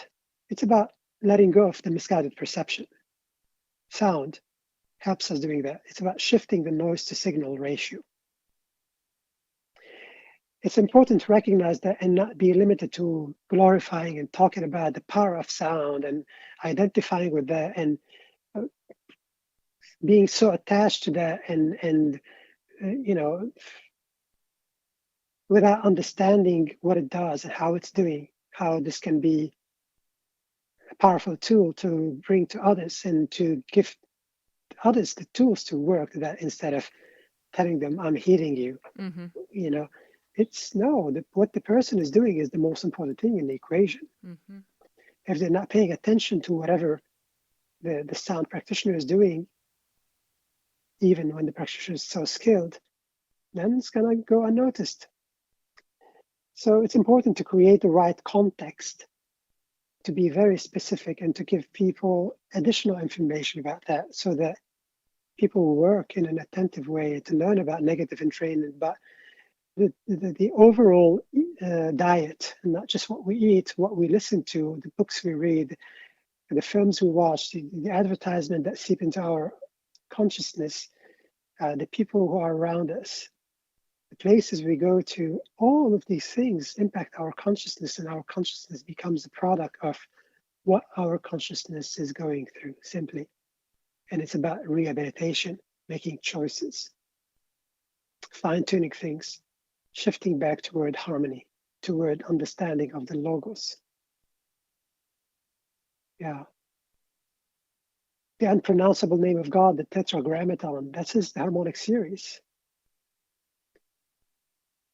It's the audible side of sacred geometry. It's what Pythagoreanism is about. Pythagoras brought this knowledge after having traveled the world and studied various mystery schools and mystical sects and Hermeticism. And Plato's writing is about that. It's encoded. Socrates was promoting attention to the stuff and was sowing impiety in the minds of young students and bringing awareness to the concept of reality, to Pythagorean knowledge. And he was thrown in jail and was forced to commit suicide because he was a Gnostic warrior. He was someone who wanted to give people the truth. He was at a time where the Athenians had lost battles with the Spartans, I believe. Really debilitating loss after 20 years of war. Then the least that they wanted to hear about is someone like Plato talking about these ideals. So, Socrates and Plato, his student, talked about this stuff in an encoded way, and now people can read about it in few books, particularly musical structures in Plato's dialogue. So this is very important knowledge that needs to be transmitted. It's knowledge of mystery school teaching that I'm reviving and creating retreats about that, to how to understand this powerful knowledge that deals with reality, with consciousness, the knowledge that has been transmitted in the Eleusinian mysteries of ancient Greece, the Soma rituals in India, shamanic traditions, Hermeticism, Gnosticism, Neoplatonism, esoteric occult philosophies, Rosicrucianism, the modern mystery schools, anthroposophy, theosophy. So I like my approach is a syncretic one, and one that focuses on sound, spirituality, consciousness, shamanism, understanding the rituals and the tools that people have used. As someone interested in understanding them myself and using them, and studying them, and not just as a profession, right? So that we all become scholars, scientists, mystics, artists, healers to ourselves, teachers to ourselves, and transmitting things to others. But it takes a lot of work. It takes awareness. But there are pitfalls along the way. It's hard to do it on our own, and it can easily be, a person can easily be misled. So it's important to be skeptical, not to buy everything and anything, but not to be doubtful, right. To find a way to bring spirituality to science that we lost with the need to drift so far away from woo and from superstition. So Isaac Newton was more of an alchemist, was deeply interested. Big scholars and scientists were into alchemy. It's not transforming heavy metals to gold. There was a practice about that and dealing with alchemical experience. I believe the function of that is to create practice, to create rigorous practice where there is impactful, healthy neuroplasticity resulting from that. But the ultimate goal is to realize that by creating harmony between the right hemisphere and the left hemisphere of the brain, and harmony between the brain and the heart, this is where the person becomes the philosopher's stone, the element that's needed to create the alchemy, the alchemical experience, and where the person becomes deeply aware in the understanding that we create reality by perceiving it, labeling it individually and collectively. And there's a way to stop perpetuating the suffering, to shift our resources, attention, time toward healthier perception. Sound can help tremendously in that. And it's a very deep and powerful tool that's often underestimated.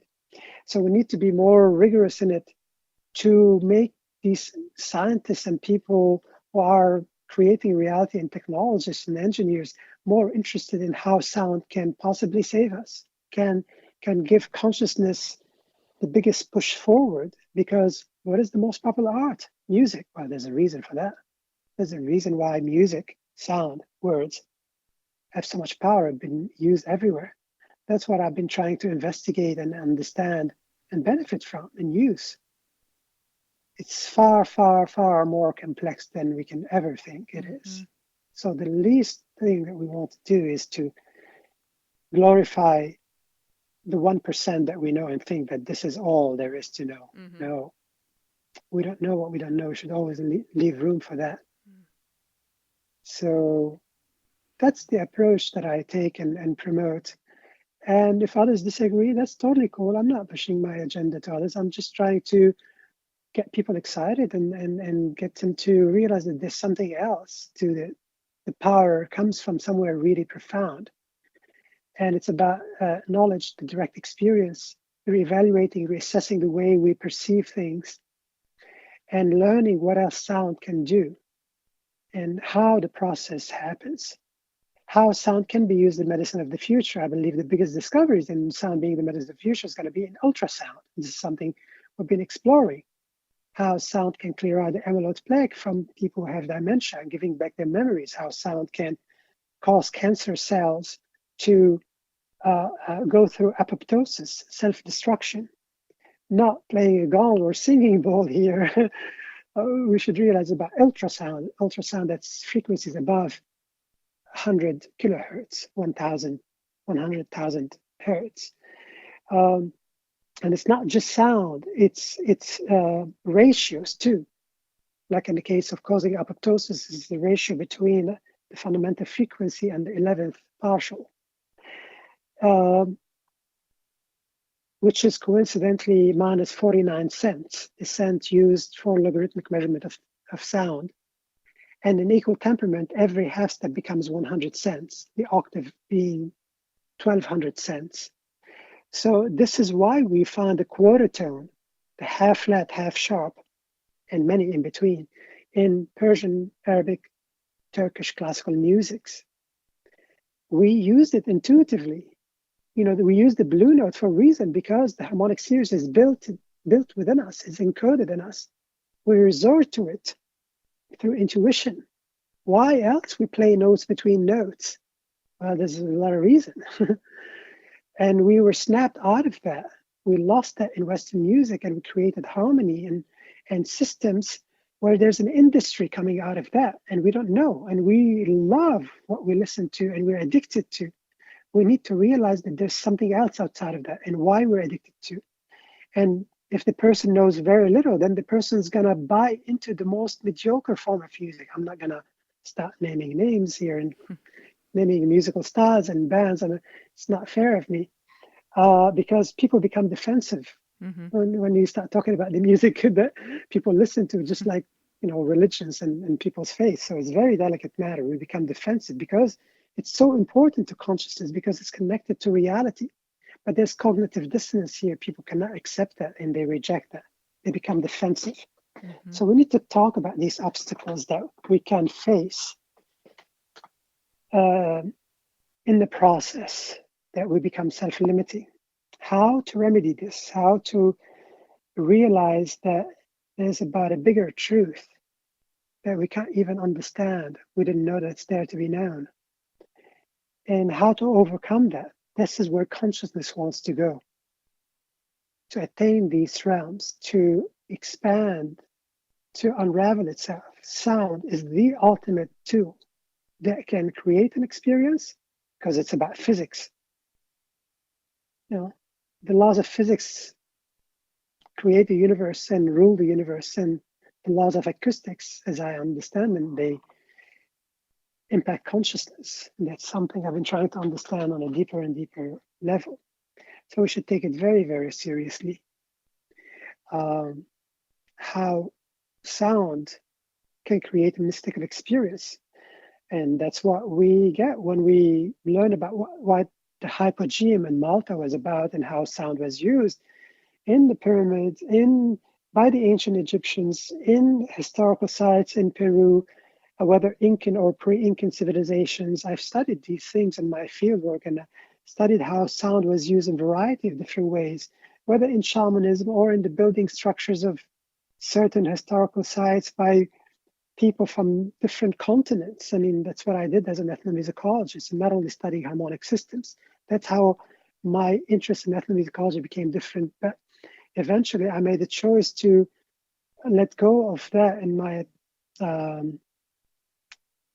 role in academia and to bring this knowledge to people, to bring serious academic, scholarly,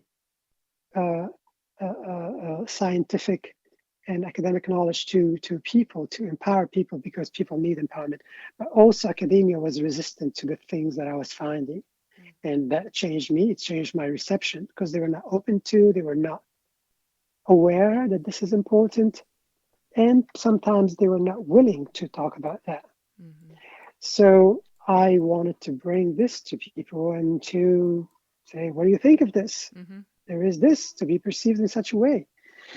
So it's important to investigate these things. They're enriching. We're at a time where we need this stuff to understand how can we save the world without becoming messianic. That's another pitfall. How can we work together to remedy what we're going through and to perceive it different, to let go of the misguided perception? Mm-hmm. I have faith in consciousness, but it's about something new that has not been perceived. That's the paradigm shift. But it's not going to happen smoothly.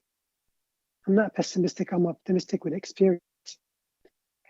It's important to realize that there's a difficult period ahead of us, but it's about being more judicious, attentive, rigorous, authentic, promoting a different way of handling reality, of using the powerful tools, of realizing how we became rogue by falling into society that eventually became sick because it succumbed so much to the power of profit, falling into profit, our attachment to profit over consciousness. We lost spirituality, we lost our connection to nature. Science became reductionist, but there's a big turn also in science and interest.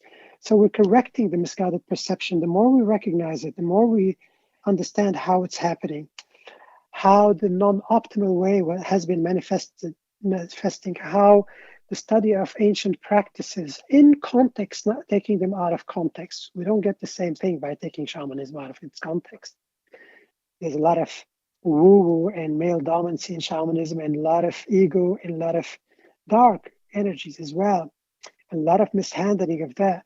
We need to understand that we're talking about the same thing here when we call it the Atman, the Brahman, the psyche, the plant spirit, the ancestors, and we are talking about the same thing. We're interested in the same thing, except we lose ourselves in the cosmological model we create, the wrap, the way we perceive reality, and we fight with each other over which method is more correct, because we come from that. Haven't we witnessed enough a lot of killing? And that's something I suffered from over 14 years growing up in war. People killing each other over whose God is more merciful or which way is best to worship that same God. That's really what book religions are doing, whether Protestant Catholics or Sunnite and Shiite and Muslims and Christians and Muslims and Jews and so on and so forth. And being succumbed to falling victim to doing that is not coming from people. They're being pushed into succumbing to what ignorance and passion can do. Misguide people. It's our own energy. It's us doing it without realizing that. So there's a time for a different understanding of how reality comes to be and how it can be corrected. But we need to take accountability. We need to come to it with compassion and realization that we lost things, we degraded. And when it seems that when consciousness degrades, we become self-destructive. We become antagonistic to the other, defensive. We fall victim to evil, and we become destructive to the environment, running it down, depleting the resources, creating pollution on all levels to water, plastic pollution, pollution in the air, without intending to do that. And we get to a level where even when we recognize we're doing that, we cannot stop it. We need to overcome this as species. It's a very, very serious matter. And I have faith that consciousness can overcome this, but we need to resort to intuition, imagination, inspiration, use the powerful tools attentively, realize that as healers, we're really healing facilitators. Self-empowerment that people need to receive is part of the healing. So we need to make them part of the equation, part of the active participation that needs to happen.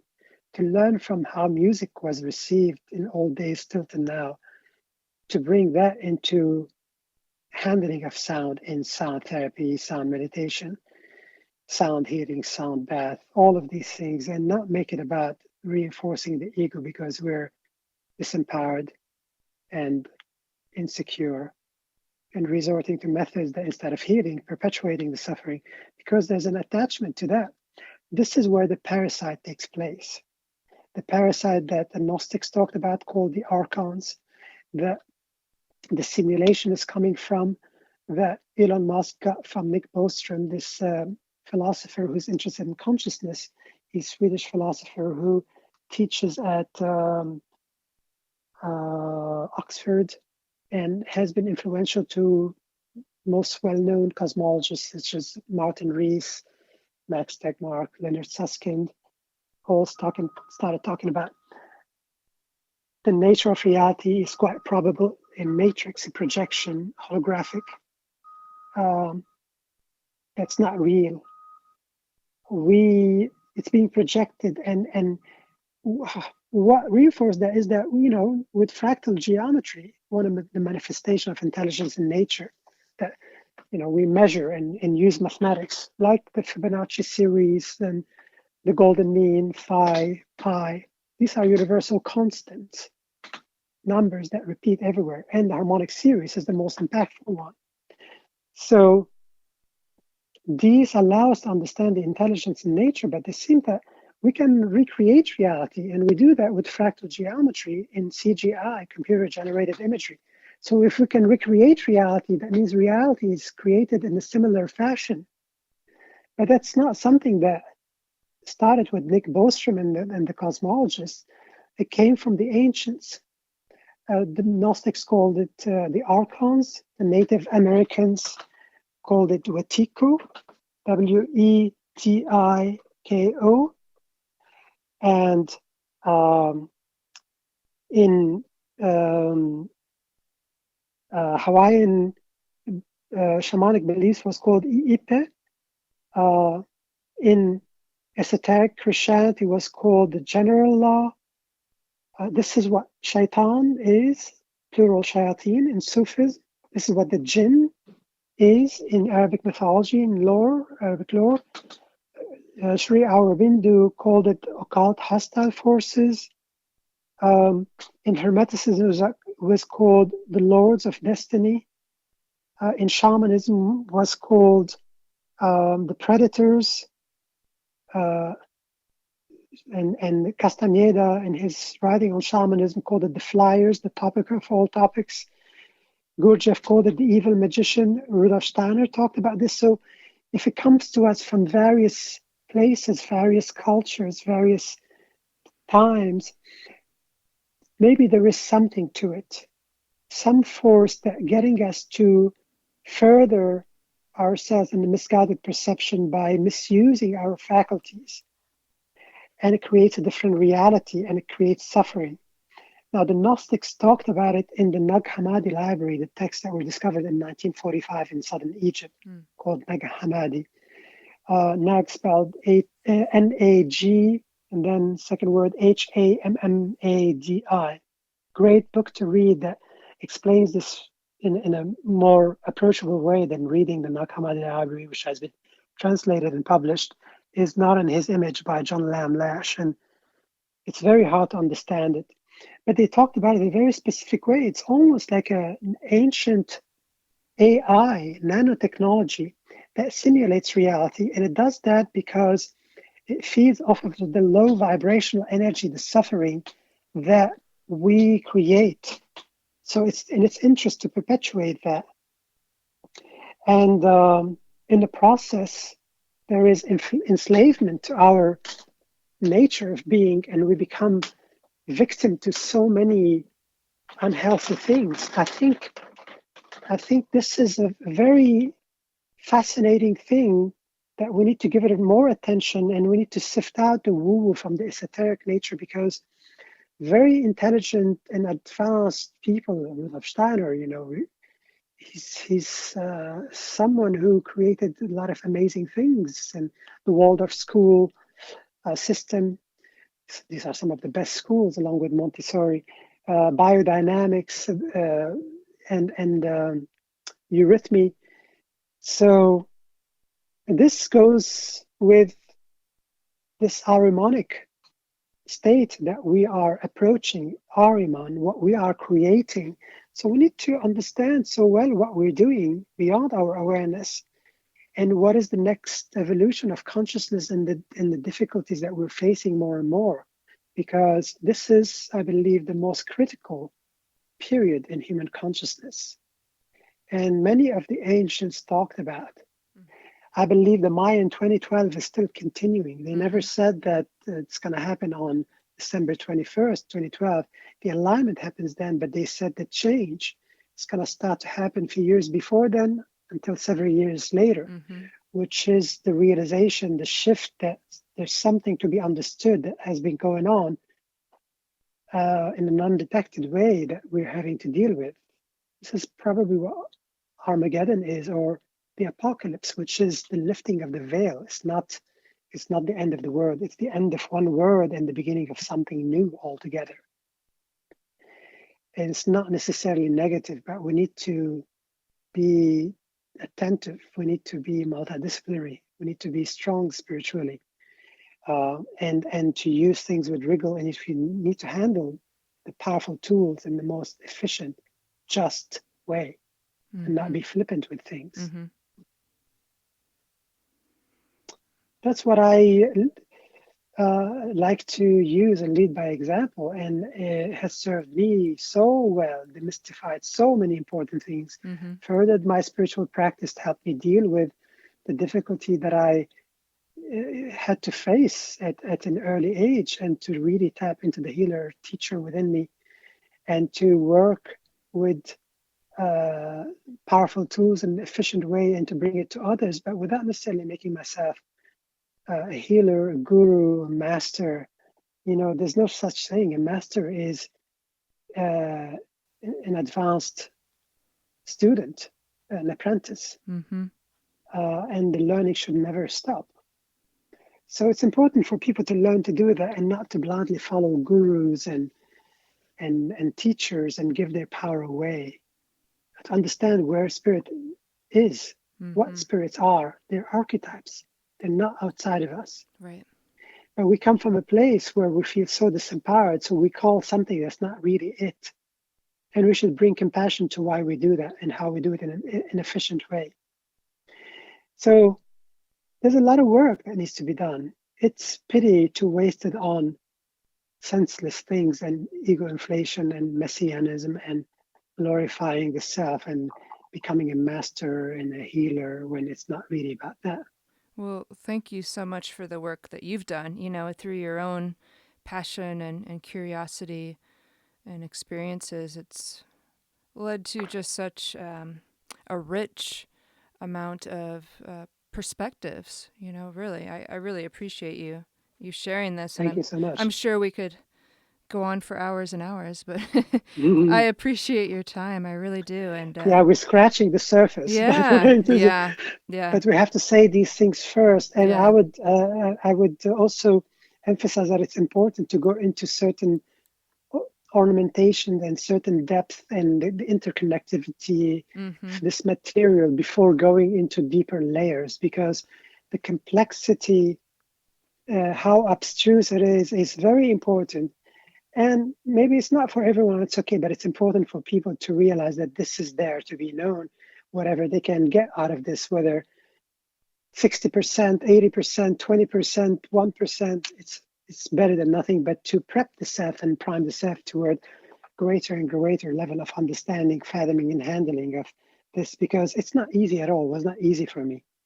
And there's still a lot of things that I don't understand. I'm not ready yet to understand, that I stay open to and work very hard and lead by example. But every opportunity I have to spread this and to transmit this material to others. Yeah, we all came to do this and to really bring this to others. But it's time to do it, and I'm very grateful that I'm able to tap into it to this level and to have such love and passion and ability to comprehend. But it took a lot of hard work, and anyone can do anything I've done, but it takes rigorous work and a lot of investment of time and energy. And I encourage people to do that, because understanding reality changes, and we tap into a lot of wealth that's there to be explored. Well, I want to express my gratitude for the depth of what you have shared today, for the depth of your Oh, research. thank And you. as you say, knowledge is the ultimate power. So thank you for going deep with us on so many topics and offering so many different tools, perspectives, and things to process and integrate. I truly, truly appreciate your time, your investigations, and your energy. Thank you, Natalie. Thanks for having me and giving me the opportunity to talk about these things and to transmit these things and to give people some food for thought and to um, bring awareness to important things that we need to investigate, which is a very important, critical period in human evolution and evolution of consciousness. So it's important to continue to push consciousness forward Mm-hmm. and keep doing the wonderful work and Oh, you in your too. podcast and your music and performances. And Oh, thank you. thanks a lot. Okay. Have a beautiful, beautiful day. I appreciate you. Yes, thank you. Thank you so much. Okay. Bye bye. Bye bye. Thank you so much for joining this episode of Sounds Heal Podcast. You can keep up to date with what's coming up next at soundshealstudio.com, on Facebook at Sounds Heal Studio, and YouTube on the Sounds Heal Studio channel. You can hear meditations, sound performances, and other podcasts.